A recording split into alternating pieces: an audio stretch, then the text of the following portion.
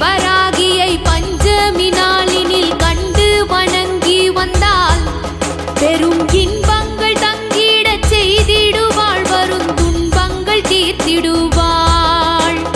சிங்கத்தின் மீதினில் வந்தருள் செய்திடும் சிந்துர வண்ணத்தினாள், அன்னை செங்கையில் சங்குடன் சக்கரம் கொண்டவள் விஷ்ணுவின் அம்சத்தினாள்.